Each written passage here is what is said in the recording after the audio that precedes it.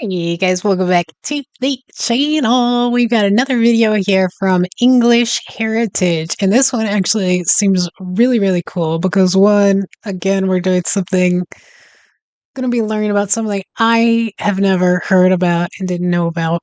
But it's also in an area that we look at a lot of properties. A lot of the houses we look at are in the Norfolk area.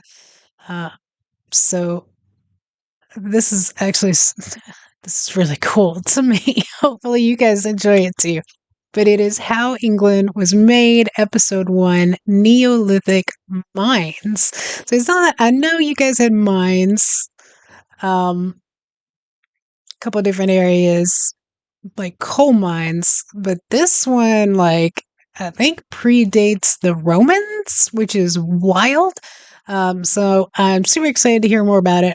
I will link this video in the description along with links to Patreon and how you can support the channel here on YouTube. And if you haven't done so and you enjoy watching my content, one, thank you so much.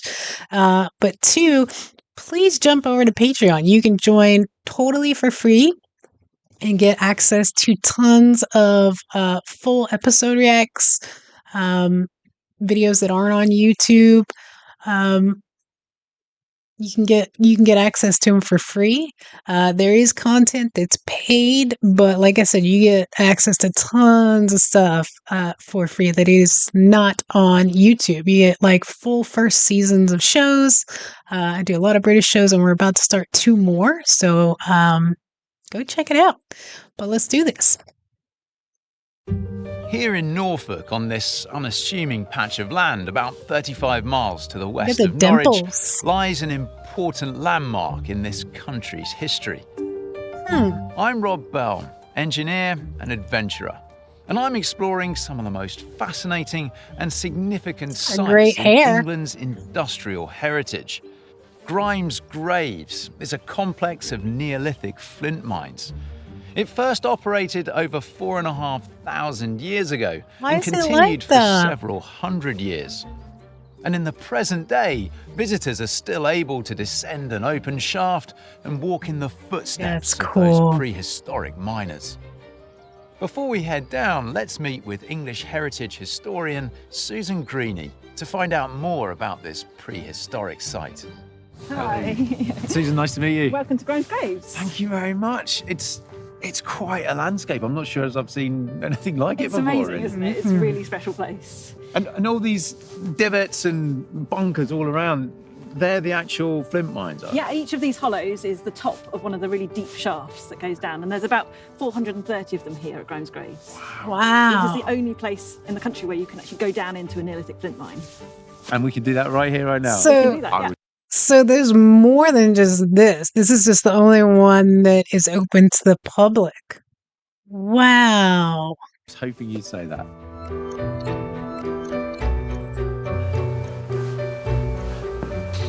Susan, it's great to be down underground here. What exactly is Grime's Graves then? And where does this name come from?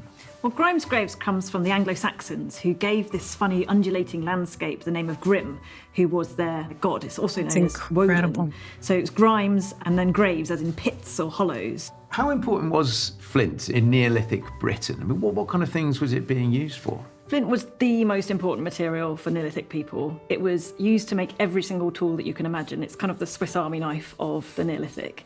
You make axes, to make knives, to make cutting tools, boring tools, anything really where you needed a cutting edge. Well, what was being used before flint was discovered and started being used for all these tools then? Flint was in use for a really long period of time. So right back into the Paleolithic period, the Ice Age here in Britain. Before that, they were using stones to pound and break things, but not really working stone in such a way.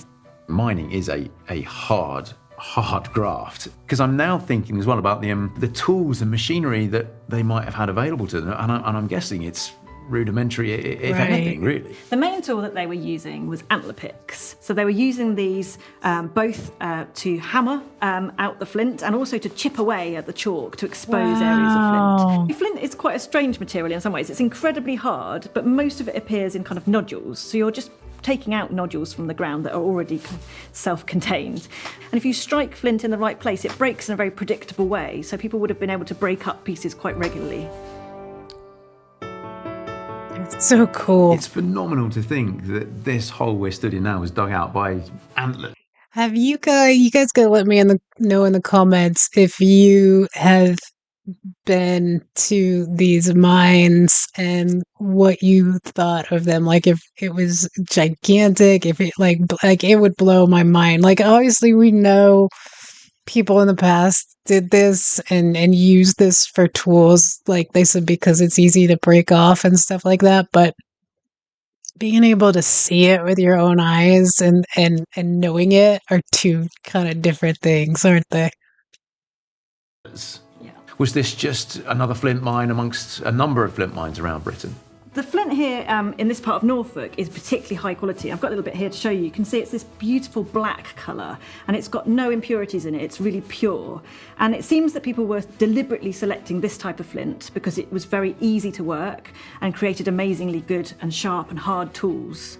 So they were probably coming here deliberately. And the reason they were digging down so deep was here it occurs as something called floor stone, which is a complete layer of this very black, pure flint. So it's quite unique. Once they'd established that it was here on this site, all shafts, they'd go down for that third layer. They drop down their shafts to that layer and then go out sideways into little galleries and that's what we see around us this here. This is what you're seeing here, yeah. And then they're just following that floor stone and they're following the line of that floor stone and digging it out.